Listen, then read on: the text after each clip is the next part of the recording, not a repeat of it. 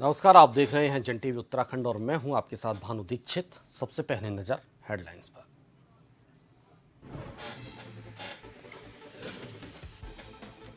लोकसभा में पेश होगा वक्फ संशोधन बिल। अल्पसंख्यक मंत्री किरेन रिजिजू पहले राज्यसभा में बोलेंगे। 2014 का पुराना विधेयक लिया जाएगा वापस।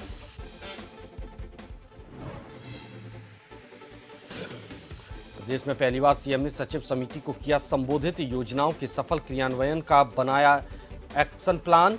नवाचार पर ध्यान दें अधिकारी।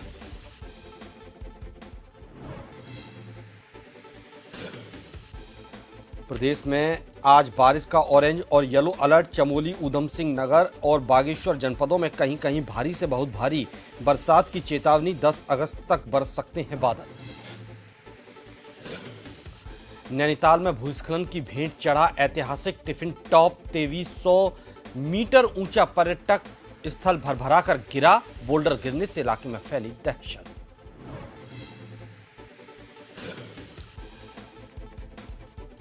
यूओयू ने रामनगर में साइबर कैफे के खिलाफ दर्ज किया मुकदमा।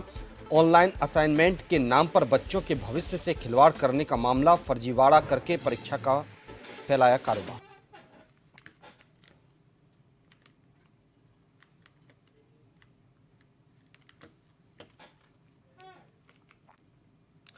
खबरें विस्तार से। नरेंद्र मोदी सरकार आज लोकसभा में वक्फ बोर्ड बिल पेश कर रही है। सरकार चाहती है कि इस बिल में सभी दलों के साथ लिया जाए। मोदी सरकार के लिए अगस्त बड़े फैसलों वाला महीना रहा है। आज पुराने वक्फ बिल 2014 को राज्यसभा से वापस लिया जाएगा। इसमें 2014 में राज्यसभा में संशोधित किया गया था। इसके साथ ही अल्पसंख्यक मंत्री किरेन रिजिजू पहले राज्यसभा में बोलेंगे और फिर नए वक्फ संशोधन बिल को दोपहर 1 बजे लोकसभा में पेश करेंगे।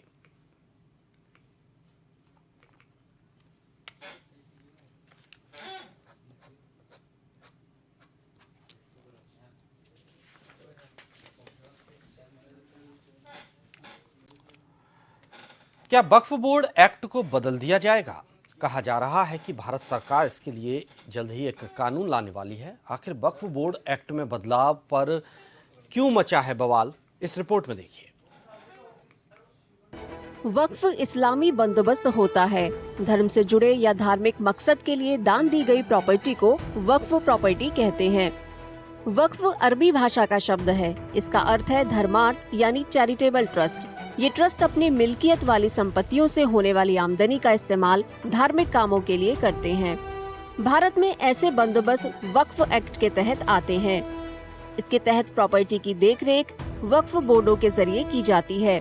एक बार दान दिए जाने पर प्रॉपर्टी वापस नहीं ली जा सकती। उसका इस्तेमाल धर्म से जुड़े कामों के लिए ही होता रहता है। स्पेसिफिकली मुस्लिम का वर्ड क्यों इस्तेमाल किया गया है? क्योंकि वक्फ जो है, वक्फ एक इस्लामिक ड्यूटी है एक्चुअली। तो इसीलिए उसके अंदर जो है मुस्लिम्स को उसके मैनेजमेंट के लिए, उसकी गवर्निंग के लिए मुस्लिम्स को इसलिए स्पेसिफिक किया गया है। जहाँ जैसा आपने क्वेश्चन पूछा कि इसके ऊपर क्या इफेक्ट पड़ेगा, तो जहाँ तक है सरकार ये चाह रही है इसके अंदर कि इसके अंदर दूसरे धर्म के लोगों को भी शामिल किया जाए। तो जब ऑलरेडी क्लियरली तौर पर ये वर्ड स्पेसिफिक है वक्फ एक्ट के अंदर कि क्योंकि मुसलमानों के ज़रिए ये आवाम की भलाई के लिए ज़मीन दी जाती है और ये मुसलमान ही इसको गवर्न करेंगे। वक्फ अधिनियम 1954 में पारित किया गया था। वक्फ संपत्तियों को नामित करने के लिए गवर्निंग बॉडी को ज्यादा ताकत देने के लिए 1995 और फिर 2013 में संशोधन किया गया। एनडीए सरकार इस अधिनियम में संशोधन करने के लिए पूरी तरह तैयार है। प्रस्तावित एक्ट धारा 40 को हटाने की कोशिश है। इसमें बोर्ड को वक्फ प्रॉपर्टी घोषित करने की ताकत मिलती है। मौजूदा अधिनियम में बड़े बदलाव का प्रस्ताव है, जिसमें वक्फ बोर्ड में मुस्लिम महिलाओं और गैर मुस्लिमों की नुमाइंदगी देना शामिल है। देखिए, वक्फ के तहत जो प्रॉपर्टीज हैं वो कॉन्स्टिट्यूशन से प्रोटेक्टेड है। वक्फ में जो प्रॉपर्टीज हैं वो वक्फ से मुतालिक जो कानून है, शरीयत एप्लीकेशन एक्ट 1937, जिसको हमारे कानून ने, हमारे संविधान ने मान्यता दी है। उनका कहना है कि एक्ट में संशोधन के तहत बोहरा और आगा खानियों के लिए अलग बोर्ड बनाने और दूसरे मुस्लिम समुदायों की नुमाइंदगी को बढ़ावा देने की भी कोशिश की जा रही है। संशोधनों का विरोध कर रहे लोगों का कहना है कि केंद्र सरकार जिला कलेक्टरों को वक्फ प्रॉपर्टी से जुड़े विवाद सुलझाने का अधिकार देना चाहती है। सरकार वक्फ बोर्डों की ताकत कम करने के लिए कानून में 40 से ज्यादा बदलना करना चाहती है। इसका असर देश भर में 8,72,000 से ज्यादा अचल और 16,000 से ज्यादा चल वक्फ संपत्तियों की देखरेख करने वाले 32 बोर्डों पर पड़ेगा। देखिए, जो 1995 का वक्फ एक्ट था उसमें कुल 44 अमेंडमेंट किया जा रहा है, 44 बदलाव किए जा रहे हैं। वोहरा और आगा खानी मुस्लिम्स को भी अब मान्यता दे दी गई है। वक्फ को अनिवार्य रूप से घोषित करना अनिवार्य कर दिया गया है, यानी अगर आप प्रॉपर्टी वक्फ डिक्लेयर कर रहे हैं तो बाकायदा उसको लिखित में स्टैम्प पेपर पर डिक्लेयर करना होगा, गवाहों के सामने होगा। तो वक्फ प्रॉपर्टी कब हुई है, कब वो दान की गई है, किसने दान किया है, कब दान किया है, किसके सामने दान किया है, इसका प्रॉपरली जो है लिखित इसका दस्तावेज बनेगा। महिलाओं को भी अब इस पे पूरा उनको अधिकार मिल गया है। पहले क्या हो रहा था, बाय द वे, किसी महिला को बच्चा नहीं है तो अपनी ज़मीन अपने भतीजे को, भांजे को, बहन के बच्चे को नहीं दे पा रही थी, वो प्रॉपर्टी वक्फ में जा रही थी। अब बिना महिला की सहमति के आप प्रॉपर्टी नहीं ले सकते हैं, उसको वक्फ डिक्लेयर नहीं कर सकते हैं, उसमें महिला की सहमति जरूरी है।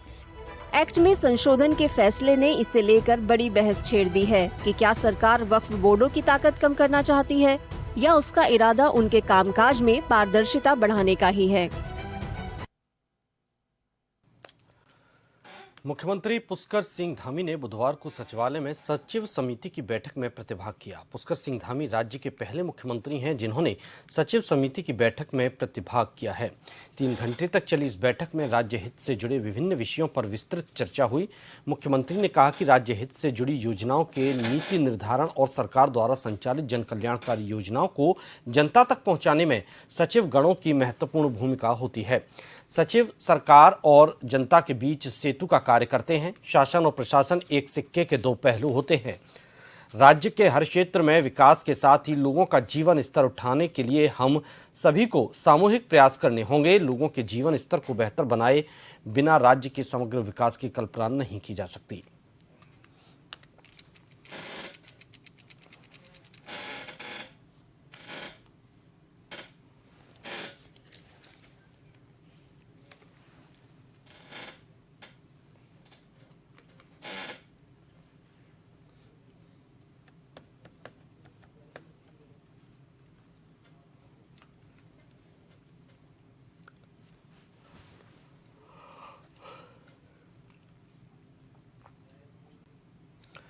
दिल्ली में उत्तराखंड कांग्रेस की बड़ी बैठक आज होगी।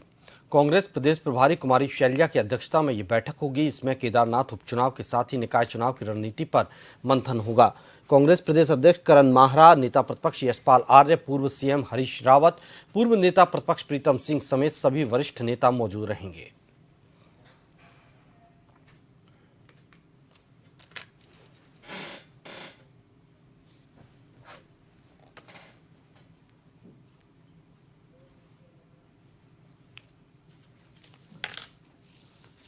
दिल्ली में उत्तराखंड कांग्रेस की आज एक बड़ी बैठक होगी।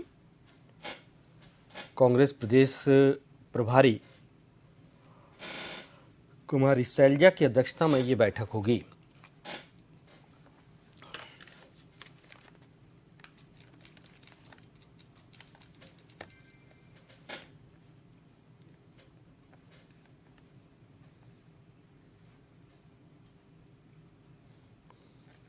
इस बैठक में कांग्रेस प्रदेश अध्यक्ष करण माहरा, नेता प्रतिपक्ष यशपाल आर्य, पूर्व सीएम हरीश रावत, पूर्व नेता प्रतिपक्ष प्रीतम सिंह समेत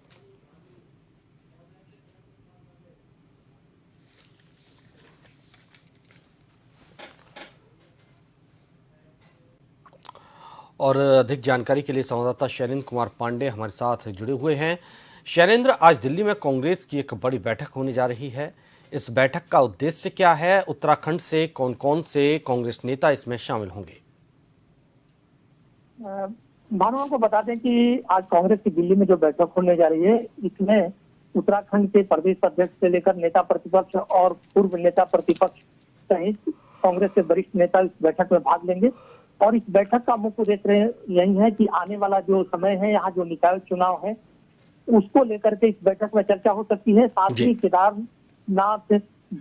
केदारनाथ विधानसभा सीट भी खाली हो गया है, तो आने वाले समय में वहां पर भी उपचुनाव होगा, तो उसके लिए भी उस बैठक में चर्चा हो सकती है। जब से कांग्रेस ने 2 उपचुनाव जीते हैं, तब से कांग्रेस में थोड़ा सा सकारात्मक दृष्टिकोण अपनाया है। लोगों कार्यकर्ताओं में एक अलग तरह का जोश आया है। और ये जो मीटिंग होगी, इसमें काफी अहम मीटिंग मानी जाती है, क्योंकि राज्य से संबंधित इस समय आपदा का स्थिति है। तो राज्य में किस तरह के मुद्दे उठाए जाए और कांग्रेस किन मुद्दों को लेकर के आगे बढ़े, ताकि आने वाले जो निकाय चुनाव है या उपचुनाव है, उसमें पार्टी जीत दर्ज करे, इन्हीं सबों को लेकर के आज की बैठक में मंथन होने वाला है। जी, बहुत बहुत शुक्रिया शैलेंद्र आपका तमाम जानकारी के लिए।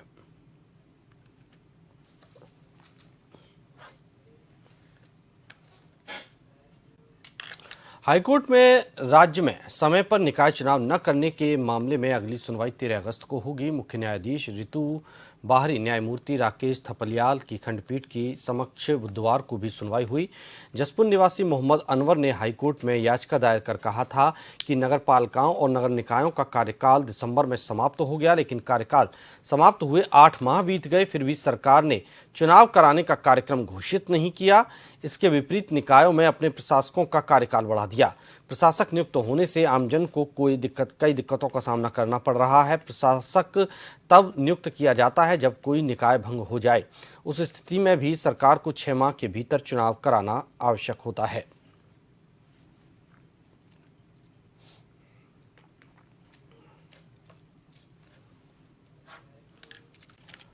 उत्तराखंड के ज्यादातर इलाकों में आंशिक बादल छाए हुए हैं, लेकिन भारी बारिश का दौर धीमा पड़ गया है। हालांकि देहरादून में तीव्र वर्षा का सिलसिला बना हुआ है।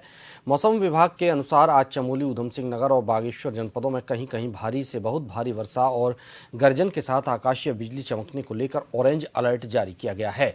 जबकि देहरादून, पिथौरागढ़, नैनीताल, चंपावत और उत्तरकाशी जनपदों में कहीं कहीं भारी वर्षा को लेकर येलो अलर्ट है।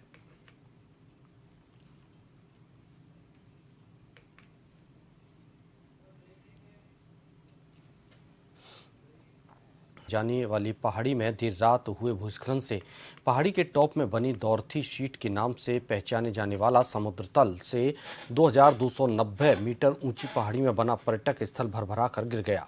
देर रात पहाड़ी से गिरे बड़े बड़े बुल्डरों से क्षेत्र में दहशत का माहौल है। हालांकि पहाड़ी से गिरे बुल्डरों से किसी तरह का कोई नुकसान नहीं हुआ। बता दें कि बीते लंबे समय से क्षेत्र में दरारें उभर आई थीं। क्षेत्र में पत्थर गिरने के चलते प्रशासन की टीम ने बीते वर्ष क्षेत्र का निरीक्षण भी किया था, जिसके बाद विभाग की ओर से तार बांधकर पर्यटकों की आवाजाही पर रोक लगा दी थी।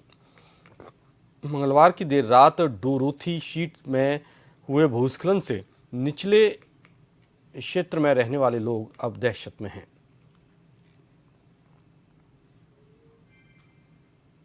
रात 11 बजे के आसपास हल्की सी एक आवाज़ आई, ज़मीन थोड़ी सी कांपी और बाद में हम समझ गए थे कि ये थोड़ा ऊपर कहीं गिरने वाला है। हमने जाकर के ऐसे कोहरे में तो दिखा नहीं, लेकिन ये लगा कि वो गिर गया है। इतना ही हमको पता चला। कितना खतरा बना हुआ?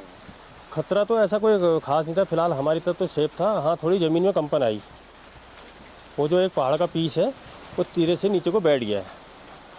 सरकार से क्या चाहते हैं? सरकार से ये चाहते हैं इसको रिपेयर करके, ये नैनीताल की मेन जान है ये पॉइंट, इसको सही करके बना दें। यहाँ से पूरा नैनीताल दिखता है, पूरा नैनीताल का नज़ारा आता है। इवन यहाँ से हिमालयाज भी दिखते हैं। कि टिफिन टॉप में कल रात का लगभग 11:10 पर उसका एक पोर्शन जो कि पहले से काफ़ी दरारें थी, अचानक रात को दरख्त के नीचे गिर गया था। हालांकि वहाँ पर नीचे कोई बस्ती भी नहीं है, कोई मकान भी नहीं था, इसलिए किसी प्रकार का कोई खतरा भी नहीं था।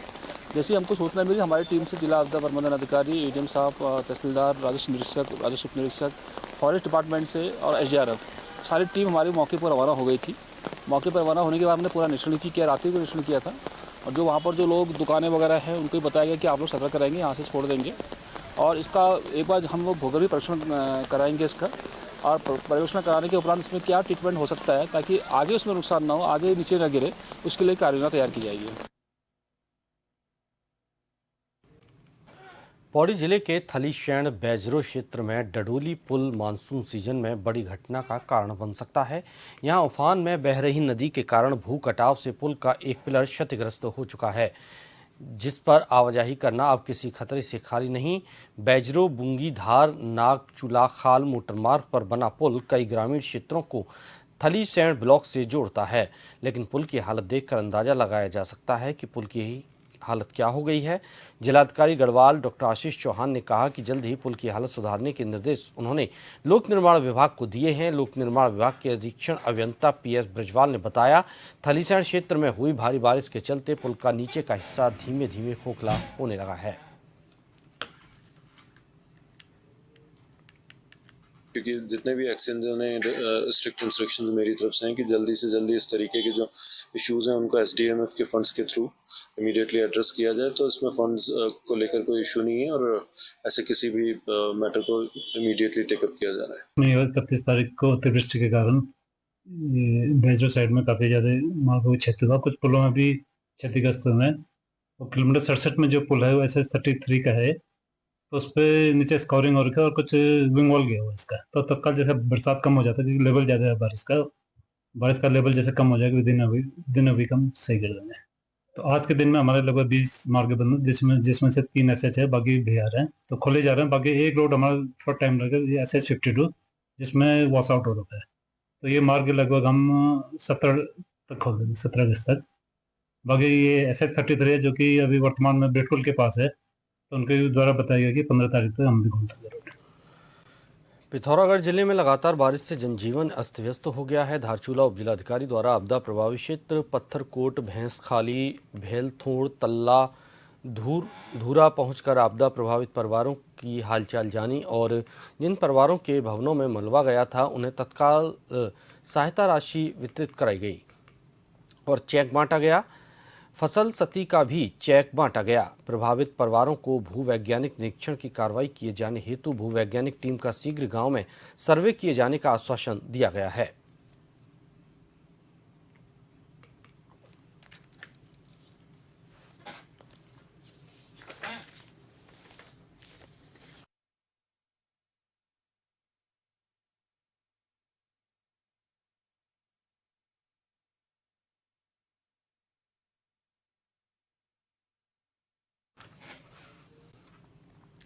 पिथौरागढ़ जिले के मुनस्यारी विकासखंड के गौरीपार क्षेत्र में लगातार हो रही बारिश के चलते बीती रात से अत्यधिक बारिश के कारण ग्राम सभा फापा के एक स्थानीय का आवासीय मकान खतरे में आ गया।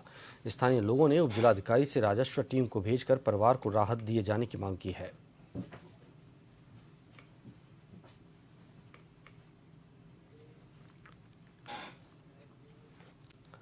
उत्तराखंड मुक्त विश्वविद्यालय ने नैनीताल जिले के रामनगर के एक साइबर कैफे के खिलाफ मुकदमा दर्ज करवाया है। UOU के ऑनलाइन असाइनमेंट के नाम पर बच्चों के भविष्य के साथ खिलवाड़ करने का मामला सामने आया। जानकारी देते हुए महाविद्यालय के प्रोफेसर डॉक्टर SS मौर्य ने बताया कि साइबर कैफे संचालकों के द्वारा असाइनमेंट कार्य परीक्षा को कारोबार बना लिया है। कई कैफे धड़ल्ले से इस फर्जीवाड़े को अंजाम दे रहे हैं। उन्होंने कहा कि बाकायदा इंटरनेट मीडिया पर विज्ञापन प्रसारित किए जा रहे हैं। साइबर कैफे संचालकों द्वारा सोशल मीडिया पर अलग अलग ग्रुपों में स्वयं असाइनमेंट भरने का छात्राओं से दावा किया जा रहा है। खुलेआम चल रहे खेल पर विश्वविद्यालय प्रशासन ने एक साइबर कैफे संचालक के खिलाफ मुकदमा दर्ज किया है। इसमें मामला ये है कि ओपन यूनिवर्सिटी में जो पेपर होते हैं उसके लिए असाइनमेंट का भी काम होता है, सत्रीय कार्य होता है जो 20 मार्क्स का होता है। तो इसके संबंध में कुछ कैफे संचालक और अन्य लोग इसके नाम पे व्यापार कर रहे हैं, धंधा कर रहे हैं और विज्ञापन सोशल मीडिया, फेसबुक वगैरह पे दे रहे हैं, जो कि छात्रों को बरगलाना है एक तरह से और एक अवैधानिक कार्य है। इस संबंध में एक FIR दर्ज की गई है उत्तराखंड ओपन यूनिवर्सिटी हल्द्वानी की तरफ से। मसूरी शहीद स्थल पर मुख्यमंत्री द्वारा टीन शेड डाले जाने की घोषणा पर नगरपालिका के अधिशासी अधिकारी राजेश नैथानी द्वारा शहीद स्थल स्मारक समिति और स्थानीय जनप्रतिनिधियों के साथ शहीद स्थल का उन्होंने निरीक्षण किया, जहां पर शहीद स्थल समिति के सदस्यों द्वारा शहीद स्थल के ऊपर टीन शेड डाले जाने का विरोध किया गया। उन्होंने कहा कि शहीद स्थल सड़क से 30 फीट ऊंचाई पर है, ऐसे में उस पर टीन शेड डालने से उसकी खूबसूरती खराब हो जाएगी। संग्रहालय की घोषणा विगत 2 सितंबर 1923 में भी की गई थी, जिसमें नगर पालिका के द्वारा कहा गया था कि हमारे द्वारा ये जो शहीद स्थल है इसके लगे हुए क्षेत्र में जो है हम एक संग्रहालय बनाएंगे। और माननीय मुख्यमंत्री जी से भी हमारा आग्रह था कि यहाँ पर एक संग्रहालय बन जाए और संग्रहालय के साथ साथ जो है साउंड एंड लाइट, शहीदों की जो उत्तराखंड बनाने में जो भूमिका रही है उसका यहाँ पर कम से कम आधे घंटे का एक प्रदर्शन हर रोज किया जाए। का डिजाइन सड़क से 30 फुट ऊपर है। अब 30 फुट ऊपर की छत के ऊपर अगर आप टिन शेड डालेंगे तो जो ब्यूटी इस शहीद स्थल की है, शहीद स्मारक की है, वो सब समाप्त हो जाएगी। वो उसको गलत तरीके से इन्होंने उसको वो ले लिया है, क्योंकि जो उस दिन घोषणा ये भी हुई थी कि यहाँ पर एक संग्रहालय बना जाएगा, जो ये शहीद स्थल को वहाँ ट्रॉली तक जो बनना था, और उस संग्रहालय में जो है उत्तराखंड की जो हमारी धरोहर हैं, जो हमारी संस्कृति है, उत्तराखंड आंदोलन से जो बातें जुड़ी हुई हैं, जो उस समय के बहुत बड़े हमारे लीडर्स थे जिन्होंने जो है उत्तराखंड आंदोलन को चलाया, उनकी वहाँ जीवन परिचय होना चाहिए था। इस तरह से उसको बनाने की बात हुई थी। जिस तरह से माननीय मुख्यमंत्री जी यहाँ पे घोषणा की थी टिन शेड की और जो यहाँ पे संग्रहालय बनना था, लेकिन समिति द्वारा और आम जनमानस का ये कहना है कि यहाँ पे जो इसका स्वरूप है वो ऐसे रहना चाहिए, शेड डालकर इसका स्वरूप बिगड़ जाएगा। इसलिए सभी का मानना ये है कि इस पे यहाँ पे शेड ना डाल के, लेकिन इसमें जो भी सौंदर्यकरण होना है उसका यहाँ पे सौंदर्यकरण हो, और बगल में जो हमारी जो नगर पालिका की जो लैंड है जिसके नीचे जो है कैफे बना हुआ है, वहाँ पे जो है एक संग्रहालय बने और जाके आने जाने वाले लोग और टूरिस्ट यहाँ के जो है इतिहास के बारे में जान सके। तो मैं मानता हूँ कि यहाँ के सभी लोग इस मत पे सहमत हैं। अभी कल ही हमारे पास एक जीओ आया है कि मसूरी शहीद स्मारक पे सेट का निर्माण किया जाना है। क्योंकि ये हमारी नॉलेज में नहीं था, पहले कोई अन्य विभाग इस काम को देख रहा था, और कल जब लेटर मिला तो आज मेरे द्वारा यहाँ पे जो शहीद स्थल समिति है उनके सदस्यों को कहा गया, तो उनके द्वारा आज कहा गया कि जुलागढ़ पे निरीक्षण कर लेंगे। लेकिन जो समिति का मानना है कि उनका ये है कि हमने जो घोषणा करवाई थी वो संग्रहालय के लिए करवाई थी। इसके साथ इस बुलेटिन में फिलहाल इतना ही। नमस्कार।